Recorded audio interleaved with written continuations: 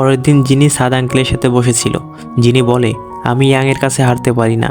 Young 80 বছর বাঁচবে, এরপর মারা যাবে। এতদিন আমি পালিয়ে থাকবো, যখন ইয়াং মারা যাবে আমি মুক্ত হয়ে যাব। তারপর জিনি প্রদীপের ভিতরে যেয়ে জাদুর কার্পেট নিয়ে পালানোর সময় তার দাদি তাকে দেখে ফেলে।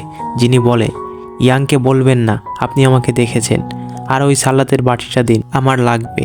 তারপর জাদুর কার্পেট নিয়ে উড়তে থাকে আর ভাবতে থাকে সে সুরক্ষিত।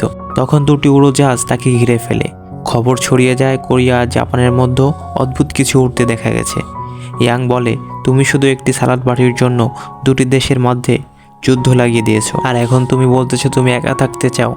আর তুমি ওই 5 জনের উইশ পূরণ করেছো কিনা, তারা বিভ্রান্ত হয়েছে কিনা, এটা আমি কীভাবে বিশ্বাস করব।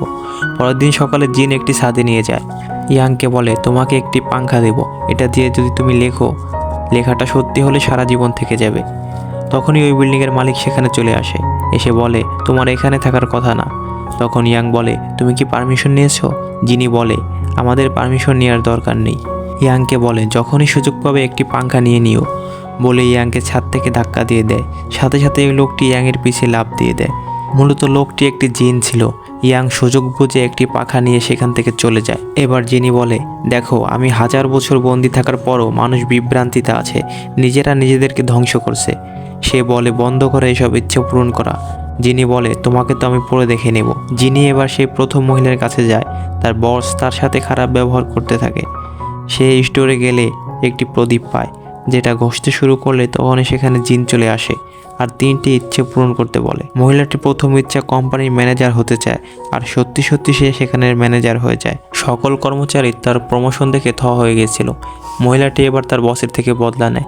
যখনই ওখানে ইয়াং সেখানে আসে, মেয়েটিকে বলে, তুমি তোমার গাড়ির অয়েল চেঞ্জ করবে না? সে বলে, না, আমি আমার নতুন গাড়ি নিয়ে নেব। তখন ইয়াংয়ের মনে বাসে সে তার প্রথম বন্ধুর সাথে কীভাবে মিলেছিল। কিছু মেয়েরা তাকে ডিস্টার্ব করেছিল। তখন ইয়াং বলে, বন্ধ করে এসব, না হয় তোমাদের সবাইকে জ্বালিয়ে দেব। ইয়াং সত্যি সত্যি ওয়াশরুমে গিয়ে কেরোসিন দিয়ে তাদের জ্বালাতে যায়। এভাবেই বন্ধুত্ব হয় তাদের।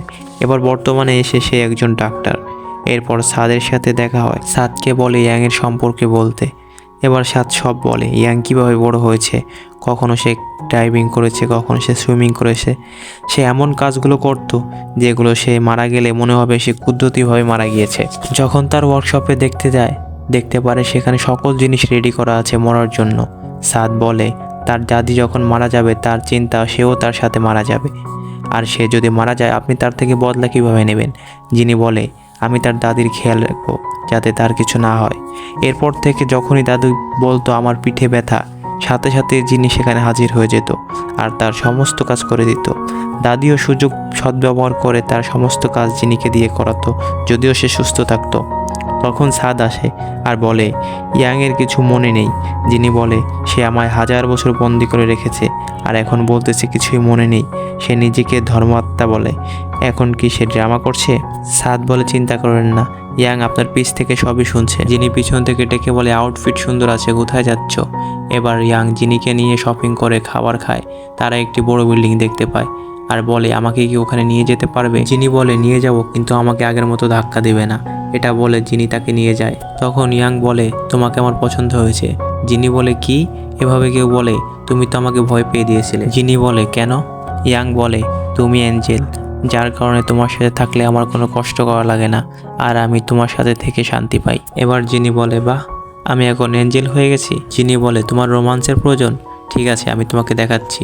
এটা বলে পুরো শহরের বাতি বন্ধ করে দেয়, আর তখনই তাদের মধ্যে একটি ম্যাজিক্যাল হয়ে যায়। ইয়াং জিনিকে প্রথম কিস করে। এরপর থেকে ইয়াং শুধু সেটার কথাই ভাবতে থাকে। ইয়াং সেটাকে আবার ফিল করতে চায়, কিন্তু জিনি তার থেকে সবসময় পালিয়ে থাকে। ইয়াং সবসময় জিনির পিছে লেগে থাকে।